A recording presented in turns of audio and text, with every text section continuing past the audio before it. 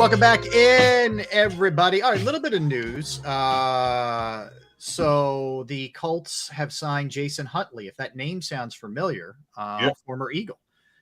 Now, what does that mean for Kareem Hunt potentially going there? I don't know, but they need depth. So that doesn't mean that's the last move they're going to make because the Jonathan Taylor situation with the Colts is a strange one. They expect him back on the premises next week, but they still don't know where he is in terms of his rehab or when he's going to start practicing with the ankle. And it doesn't sound like he's in a rush to get back there either. Well, they want to get their own evaluation in terms of what this back is from their own doctors and their own trainers, Yeah. The fact that he's returning is interesting, because he wanted no parts of that organization. So why is he returning? Is there some appease coming? Hey, if you're hurt, we won't fine you. But if you're not hurt, that gives us a stronger, maybe he's going back to prove that he is legitimately hurt.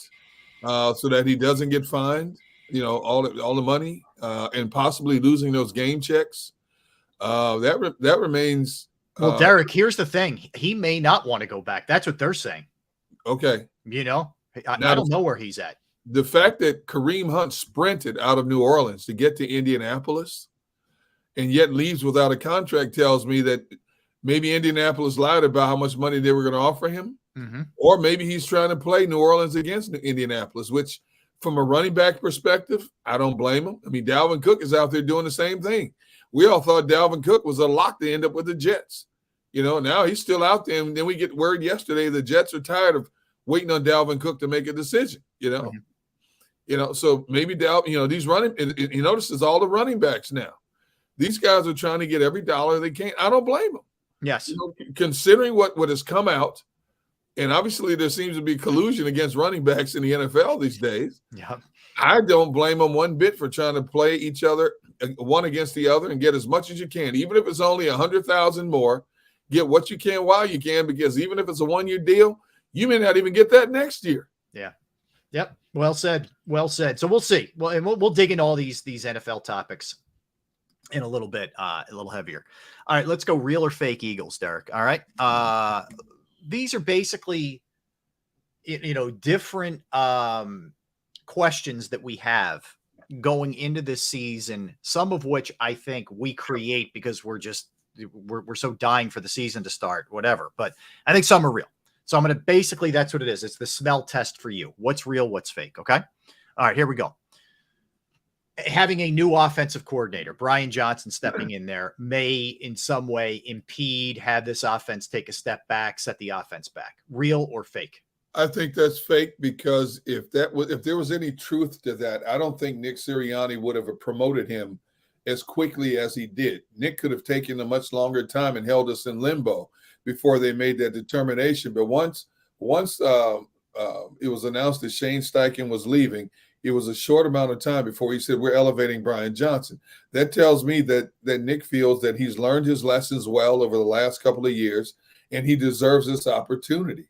Now, Nick will obviously be overseeing things and helping him along the way. But the fact that he gave him this job so quickly, he's confident that this offense won't miss a beat, that Brian Johnson thinks the way him and Shane Steichen think, and will attack the same way, basically. Even if he tries to put his own little niche on it, the offensive attack basically will flow the way it did in 2022.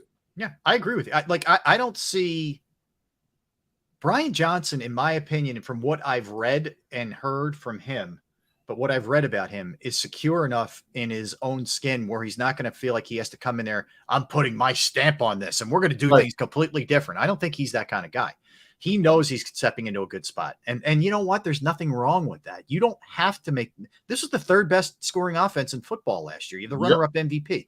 You don't have to do a lot of different things. So I think he will put his signature on things and tweaks and all that. And that's good because you have to evolve. Even if it was still Shane Steichen, you'd have to evolve because teams are going to do different things. Yes. To take, what you did so successfully away last year. But exactly. with his pedigree thus far, his relationship and understanding of Jalen Hurts, and with Nick being right there, as well as an offensive mind. Yes. This offense will be fine. to me, there are many other things to be concerned with, and it's not this. I think the offense, if everybody stays healthy, will crank. I feel good about the offense. I agree with you 100%. I mean, all the same personnel is back minus Miles Sanders, okay? But to make up for that loss, you bring in 2 proven veterans. Injury history yet, but if they're right, you got 2, and you're 4 deep.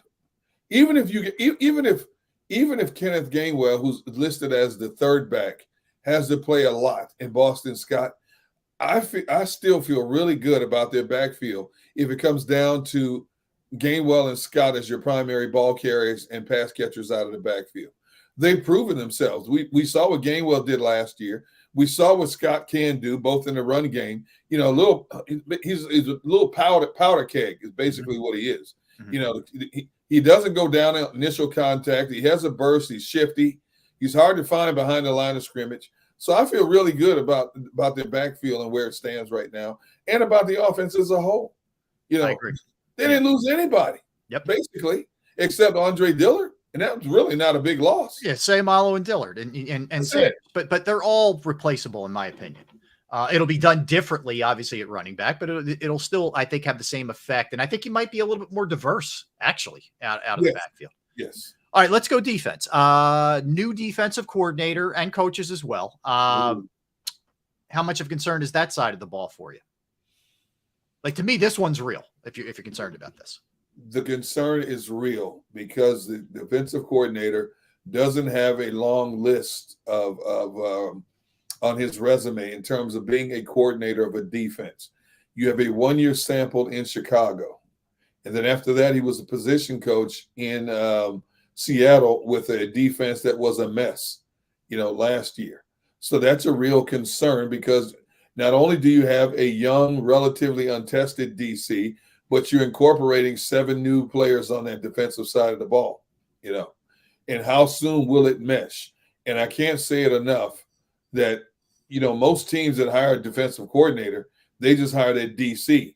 The Eagles add firepower and bring in a so-called assistant overseer of the defense as well, which is a good move from their perspective.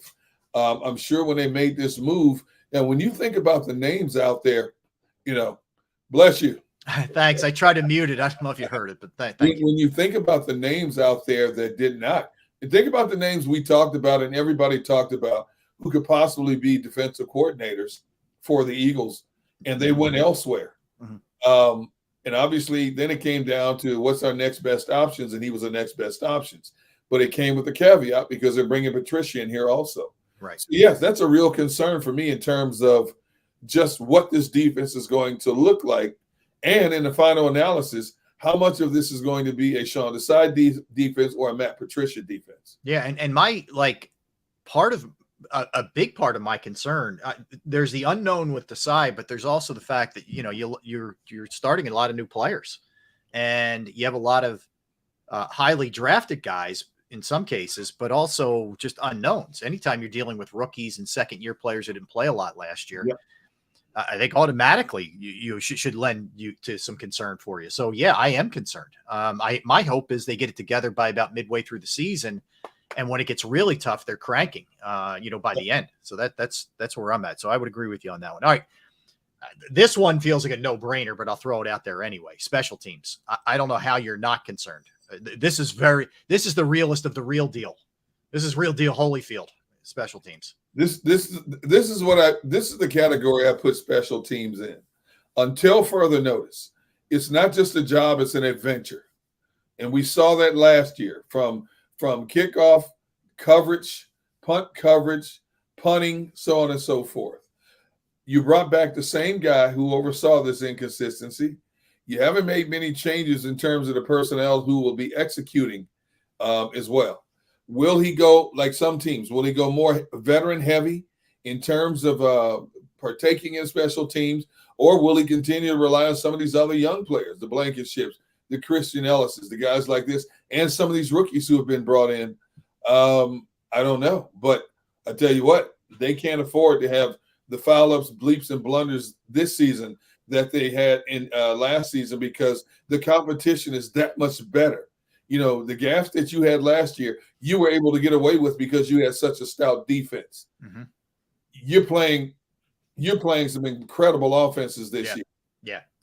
And some much better. I think when I broke it down, you're playing teams that had like 7 of the top 11 defenses also last year. True. So, your wiggle room has shrunk tremendously. Mm-hmm. No matter how good your team looks on paper, the last thing you want to do is give opponents short fields with some of the quarterbacks you're going to be facing this year. I agree with you. To me, I'm concerned about the punter. I'm concerned about the return game. I'm concerned about the punter.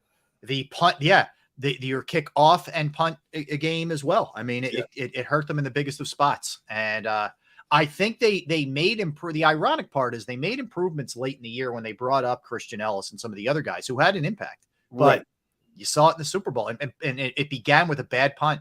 I hate to keep beating that dead horse, that dead Sippos, but I will. That's where it started. Well, we just sort of covered the safety side of this thing, but let me ask you about this one, or the defensive side. Let me ask you about this specifically. When it comes to Darius Slay, are you concerned that it was just a little? Hey, look, he hit a little bit of a wall last year, hit a bit of a slump, didn't play quite as well as he played early, or we're trending wrong a little bit too quick here? I think we're trending wrong a little too quick. Last season was last season.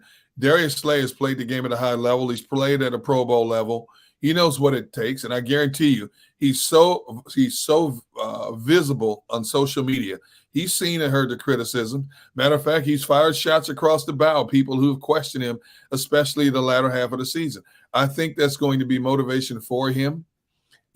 I think there's a number of motivations for him. He's a year older now. What is he, 32, 33?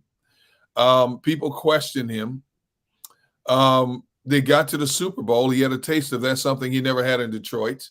And he knows that he, like a lot of players at that age, are in the twilight of their careers, and they want to have one final moment in the sun, whether it's individually or collectively or a combination of the two. So I think he'll rise to the occasion. Now, again, I can't wait to see him play against the likes of Stephon Diggs, against the likes of Justin Jefferson, Garrett Wilson, Terry McLaurin. Yeah, all these guys. He's got a whole litany of guys. Oh, you're getting them. Yeah, you're getting the big boys. Yeah. Now, I don't know to what degree James Bradbury will be covering these number one receivers compared. I put him on the ones. You put Bradbury. I put Bradbury on the ones. Yeah, but see, then again, are you switching? Are you switching your cornerbacks depending on what side of the field the wide receivers are on? The Eagles didn't do that last year. You played this position. Yep. So if a team goes in and they identify they could have better success against Slay more than Bradbury, then Slay's going to be seeing the bulk of these number one receivers. How does he respond to that challenge? If anything, if he identifies early, man, you know what? They're putting their top receivers on me because they don't respect my game. There's more extra motivation to prove people wrong. You're right. Good point. I hope he's not shot. I hope he's not really on like we say back nine. I hope he's not on like the 15th hole, because they need him to be pretty solid this year. All right. Beyond that, I think this is a real one. I will tell you, in this sense, like we say Super Bowl hangover. Like, I don't think that this team spent the offseason, thinking they're the greatest thing ever. I think they come in with the right mindset. But for whatever reason, Derek, history tells us it's just hard to climb right back up that mountain again and go through all the ups and downs that happen along the way. So I think the Super Bowl hangover thing is real, in a sense that it's just hard, not that the Eagles aren't in the right frame of mind. The Eagles are in the perfect conference to go where they want to go, because the competition across the board, every team other than even the Eagles, but more so other teams, have big question marks. If they were in the AFC, that would be a tough road to hold to pick them to get back there. But because they're in the NFC and because of that offense, they're the slam dunk favorites to represent the NFC again. Yep. But there's so many variables you have to consider. Health being number one. Number two, you're going to be in some shootout games. How many of those games you're going to win? Mm-hmm. Can your defense come close to getting as many sacks and quarterback pressures as they did a season ago? That remains to be seen.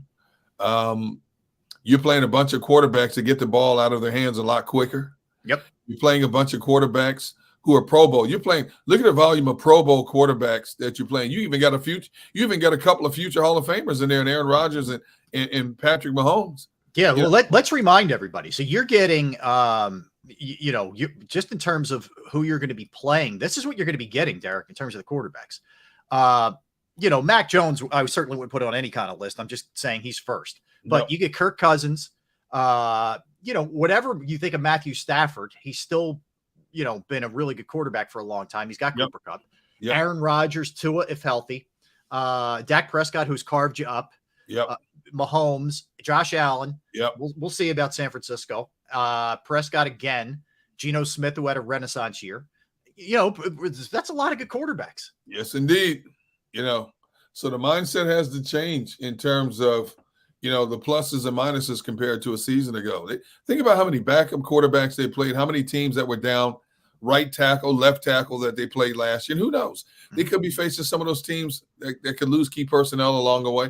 You could lose key personnel along the way as well.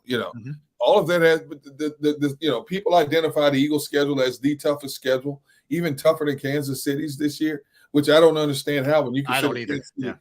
how Kansas City's playing in that AFC. Their division alone, should make their schedule tougher than anybody else's. Which we're going to preview in a little bit, that division. Yeah. Yep. Should make that schedule tougher than anybody else's. As a matter of fact, let me pull up Kansas City's schedule real quick, because I don't understand how the Eagles schedule is tougher than KC's, to be honest with you. I mean, they come out of the gate against Detroit. Yeah, that's not going to be easy. You're going to have to put up points for sure. Then you got Jacksonville at Jacksonville. You don't think Jacksonville wants to get back at them for what happened last year? Tough game. That's a tough game. Then you get a little breather. You got Chicago.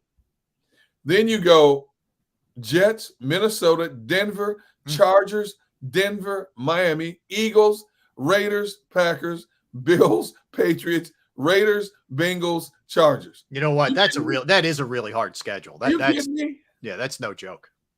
I mean, come on. I don't love their defense. I don't either. Especially if for some reason Chris Jones isn't back too. You're Kansas City. I think at some point Chris Jones will come back because he doesn't want to lose that 1 year of tenure, number one. And he's going to want to make up, even if he misses X amount of games. A lot of these guys that may sit out games, all of a sudden they come up by week 7 or week 8 because they know they get an accrued season as a veteran, which goes towards your pension as well. And you're not just going to give all of that money away. Yeah. What did we say Chris Jones is going to be making this year? 20 million? Yeah. Okay, so you're not just giving away $20 million for the whole season. Mm-hmm. Now he'll take the hit because of the fines and stuff, but he's not giving away all of that money. So at some point he'll come back, even if it's his last season in KC, he'll come back. Right. So they're eventually going to have him. And when you look at this Kansas City defense, they weren't a bad defense. They fall directly under the category of a bend but don't break defense. Yeah, I mean, as mediocre as their defense was, Rob, they only gave up 21 points a game. Mm-hmm. And when you got the number one offense scoring 30 points a game, I guess part of my reasoning was looking at what the Eagles did against them in the Super Bowl. And even though they lost, they still put 30 some odd points up. But that's the Eagles. The Eagles were the third best scoring team in football last year. There you go. So, yeah. All right, let's hit a couple others. That real or fake, Derek? Third wide receiver. Is that an area we should be concerned? Whether it's Zacchaeus, whether it's Quez, whether it's somebody else emerging behind AJ and Devontae. That's real. That's real. We say on paper that Quez is the number 3, but I don't know if that is the case. Yeah. He's got to do it in a game. He's got to do it in games, to solidify that number 3 spot, Obviously, when you lose a Pascal, you got to bring in somebody else. Zacchaeus had a decent season for an Atlanta team that struggled all year long, but he's 5'8", he's a quick receiver, good hands. Mm-hmm. But who is your definitive number 3? I have no idea at this point.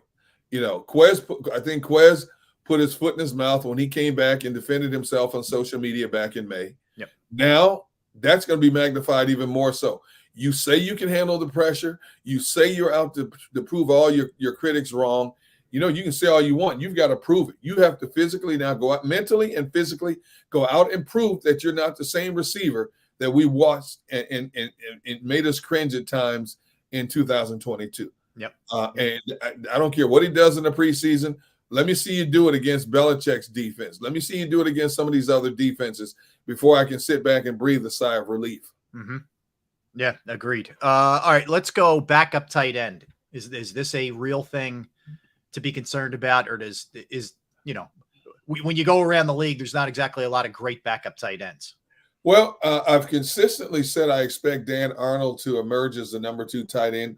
When you look at his overall body of work for 7 years in the league, he doesn't have many catches. So has he been more of a blocker than a pass catcher? Seems to be the case. Mm-hmm. Now, when you go out and bring in a veteran like that, it tells me you are going to run a lot of 12 personnel. And when you run a lot of 12 personnel, that means you may need an extra blocker in.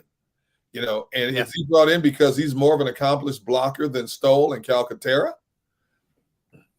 I think he's definitely. I don't know if he's a more accomplished blocker than Stoll. He's definitely more accomplished than Calcaterra, but I think Arnold may give you a little bit more in the offensive game in terms of catching passes than Stoll. Well, look at his 7 years of work. He doesn't have. There's no it's not much. Now it doesn't jump out at you in the passing game. Yeah. So what's his role here? And I think he's here to be more of a blocker than a pass catcher, to be honest.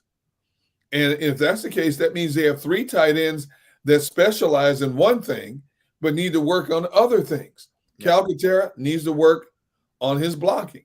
Stoll needs to work on getting open in space more to catch the ball. And Arnold, based on his 7-year numbers, obviously was never thought of much of as a primetime target when it comes to the passing game, which tells me he was more of a blocker. If that is the case, you have 1 complete tight end in Dallas Goedert and bits and pieces of 3 others. All right, let me jump to this one. Pass rush. They had 70 last year in terms of sacks. It was the best in the NFL by a pretty wide margin. Ironically, no sacks in the Super Bowl, which we could get into the whole turf thing and et cetera, et cetera. But we know this team needs to get to the quarterback and needed to get to the quarterback to have success. But they were great, regular season, first couple playoff games. They do lose some people. They lose, among them, Javon Hargrave, who had 11 himself. Real or fake that the pass rush is a concern? I would say fake. I would say the pass rush may not get close to 70. They could have mid-50s and still lead the NFL in quarterback sacks with mid-50s, which is still an outstanding season. I think when you look at the personnel that they have coming back, from Sweat to Reddick to Brandon Graham in a limited role, you add pass rushers and Nolan Smith, Derek Barnett. Yes, I said it. Derek Barnett. He's coming back. If he has a good year, you will get all the props for this one. I'm telling you. You have been steadfast. I'll give you props. And I'm saying Barnett could have a good year with 6, 7, or 8 sacks. He doesn't have to have double digits. I would be thrilled with that.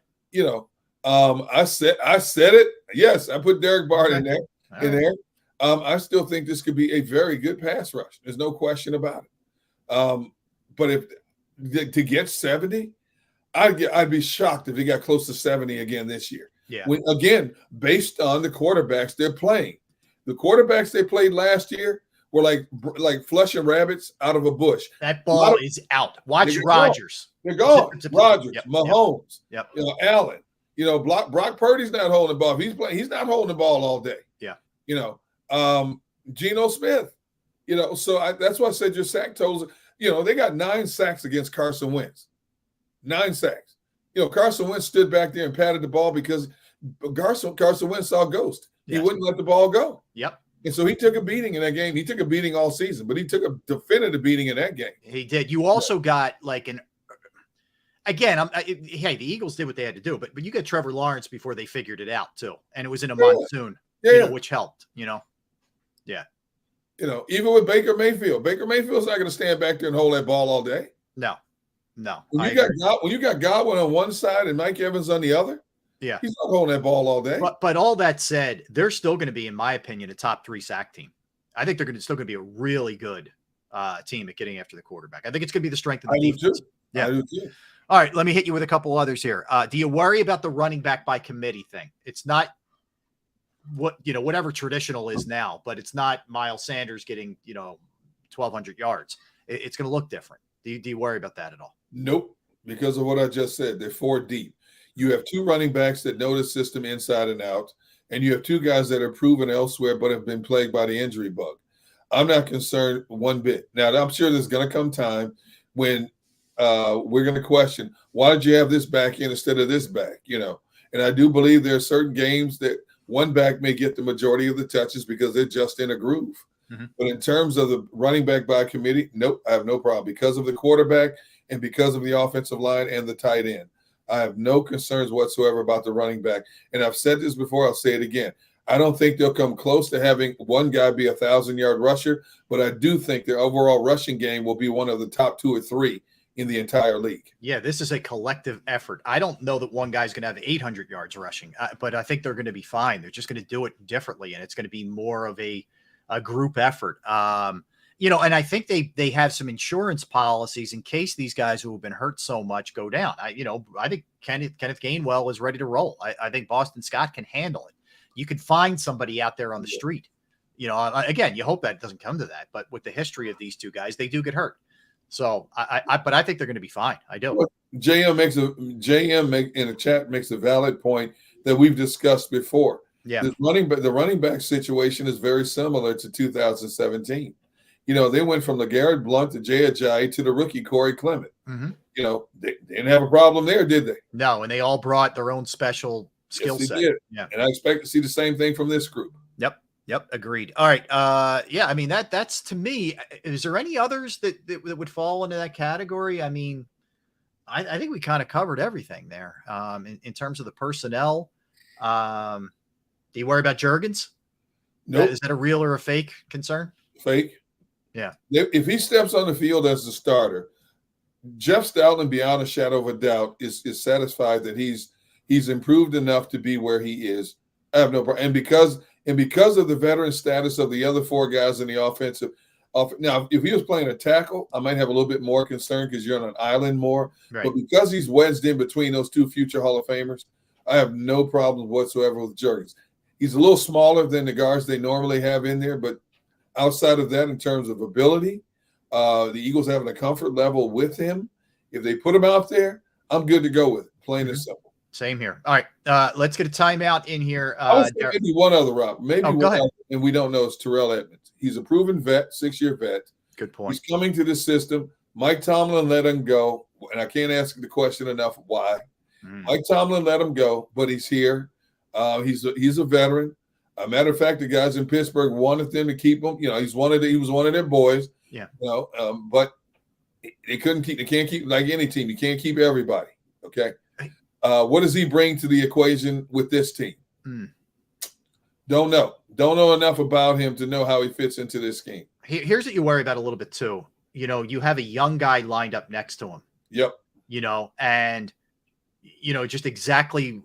If you had like a stud lined up next to him, you'd say, all right, this guy can either teach him the ropes or cover up some things or whatever. It may be exposed a little bit more if he's not that guy because of who's next to him. Yeah, I think that's a real one. I do. I think that's a real one for sure. But I will tell you this. With the ones that we just went through and the ones that we shot down, the ones that we said that were real, I guarantee you the Eagles probably have less real ones than most teams, if not every team in football. Oh, I agree. There's no question. I agree 100%. Yep. All right, let's get a timeout. We'll come back, turn our sights to the Phillies. Derek, after that, our couple of our NFL segments, we're going to do AFC West preview and also which head coach who's in his first year will have the most success this year.